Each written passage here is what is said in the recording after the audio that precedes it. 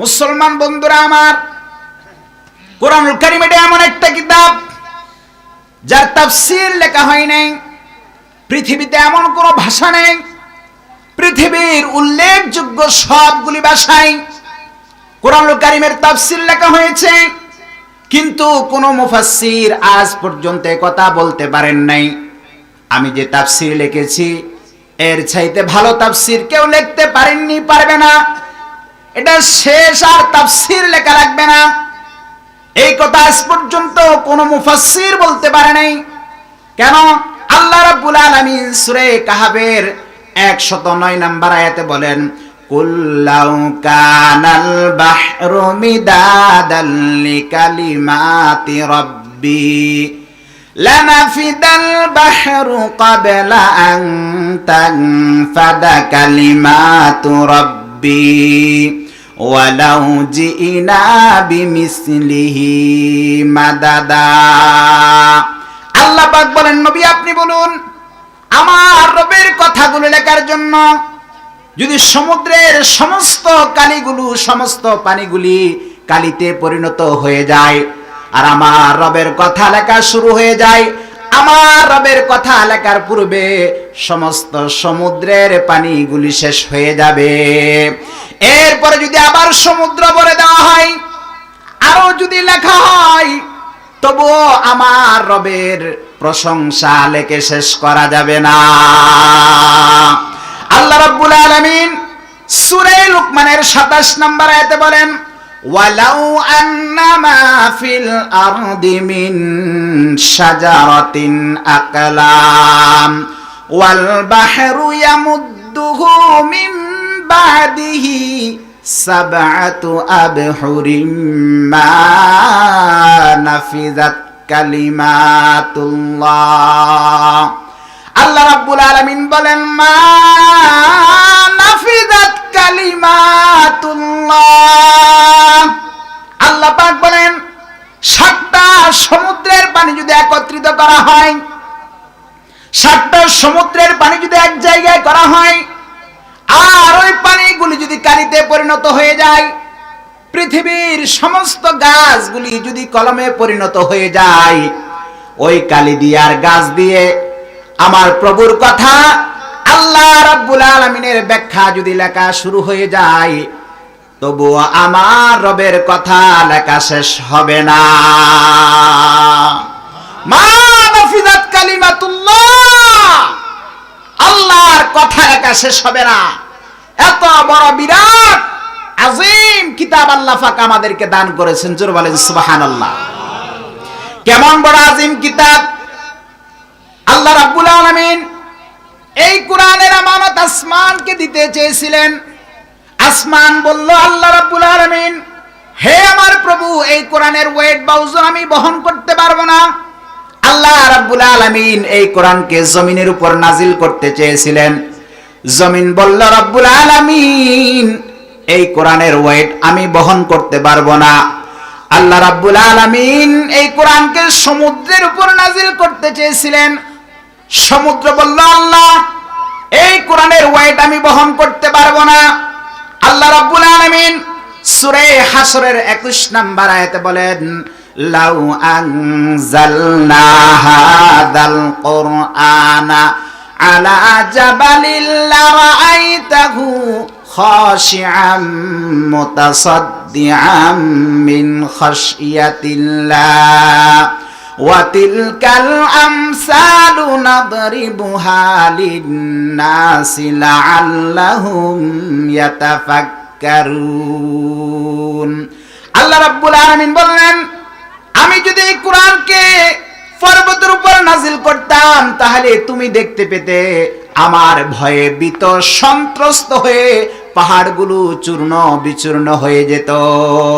এত বড় আযীম কিতাব আমি তোমাদেরকে দান করেছি, যার দুর্বার বহন করার জন্য পাহাড় রাজি হয় নাই, সমুদ্র রাজি হয় নাই, আসমান রাজি হয় নাই, জমিন রাজি হয় নাই।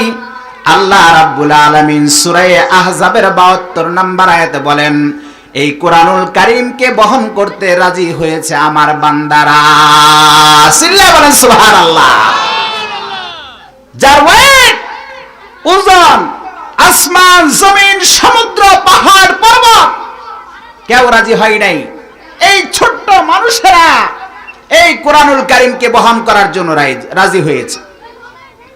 মুসলমান ভাইরা রে আমার, আল্লাহ রাব্বুল আলামিন সূরা আহজাবের 72 নম্বর আয়াতে বলেন, ইন্না আরাদনাল আমানাতা আলাস সামাওয়াতি ওয়াল আরদি ওয়াল জিবাল ফাআবাইনা আন ইয়াহমিলনাহা ওয়া আশফাকনা মিনহা ওয়া হামালাহাল ইনসান ইন্নাহু কানা যালুমান জাহুলা।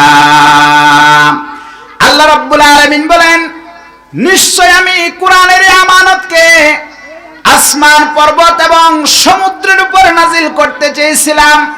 তারা এটা বহন করতে অস্বীকৃতি জ্ঞাপন করলো, তারা সবাই ভীত হয়ে গেল। অবশেষে এই কোরআনুল কারীমের আমানতকে বহন করে নিল মানুষ।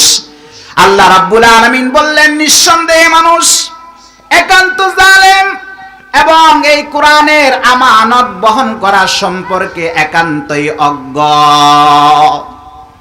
এত বড় পাহাড়, আসমান জমিন সমুদ্র, কেউ এই কোরআনুল কারীমকে বহন করতে রাজি হয় নাই। মানুষ এই কোরআনুল কারীমকে বহন করতে রাজি হয়েছে। মুসলমান ভাইরা আমার, এজন্য তো দেখবেন ছোট্ট ছোট্ট বাচ্চারা যাদের বয়স সবে মাত্র 12 কিংবা 13 বছর হাফেজে কোরআন হয়ে গিয়েছে। হাফেজে কোরআনের সিনায় ভিতরে কোরআন আছে কি নাই? একটু চিল্লায় বলেন, কোরআন আছে কি নাই?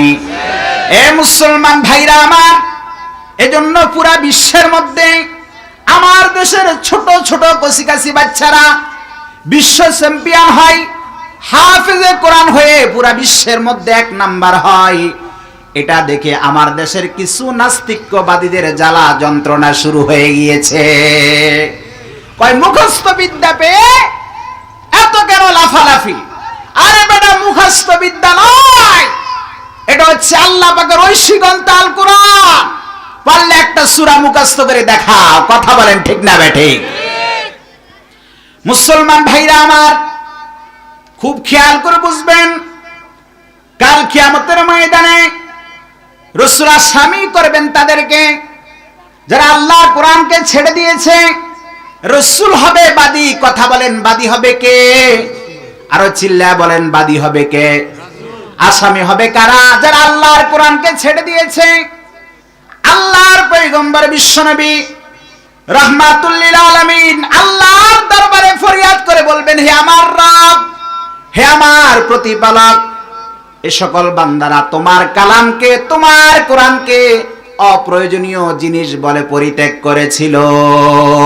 আল্লাহ রাব্বুল আলামিন সূরা ফুরকানের 30 নম্বর আয়াতে বলেন, ওয়া ক্বালার রাসূলু ইন্না কওমি ইত্তাখাযু হাযাল কুরআনা মাহজুরা। কাল কিয়ামতের ময়দানে রাসূল আল্লাহর দরবারে ফরিয়াদ করে বলবেন, হে আমার রব, এই মানুষগুলো তোমার কালামকে, তোমার কোরআনকে অপ্রয়োজনীয় জিনিস বলে পরিত্যাগ করেছিল। যখন রাসূল আল্লাহর দরবারে ফরিয়াদ করবেন, আল্লাহ রাব্বুল আলামিন যারা আল্লাহর কোরআনকে নিয়ে ঠাট্টা করেছে, আল্লাহর কোরআনকে নিয়ে বিদ্রূপ করেছে, আল্লাহর কোরআনকে অমান্য করেছে, আল্লাহ রাব্বুল আলামিন তাদেরকে বলবেন। আল্লাহ রাব্বুল আলামিন সূরা জাসিয়ার 34 নম্বর আয়াতে বলেন, ওয়াকিলাল ইয়াউমা নানসাকুম কামা নাসিতুম লিকা ইয়াউমিকুম হাযা। কাল কিয়ামতের ময়দানে যারা আল্লাহর কোরআনকে নিয়ে ঠাট্টা করেছে, বিদ্রূপ করেছে, কোরআনকে অমান্য করেছে, এরা যখন আল্লাহর দরবারে উপস্থিত হবে, আল্লাহ রাব্বুল আলামিন বলবেন, আজ আমি তোমাদেরকে ভুলে গেলাম যেমনি ভাবে তোমরা দুনিয়াতে আমার সঙ্গে সাক্ষাৎ করার কথা ভুলে গিয়েছিলে। এরপরে কি হবে? আল্লাহ রাব্বুল আলামিন বলেন, ওয়া মাওয়াকুমুন নার ওয়া মা লাকুম মিন নাসিরিন। এরপরে এদের ঠিকানা হবে জাহান্নাম, তাদের কোনো সাহায্যকারীও হবে না। এটা এই জন্যই যে তারা আল্লাহর কোরআনকে অমান্য করেছে, আল্লাহর কোরআনকে নিয়ে ঠাট্টা করেছে, আল্লাহর কোরআনকে নিয়ে বিদ্রুপ করেছে। এজন্য কিয়ামত দিন আল্লাহ রাব্বুল আলামিন তাদেরকে এই শাস্তি প্রদান করবেন, আর তারা চিরকাল জাহান্নামে থাকবে।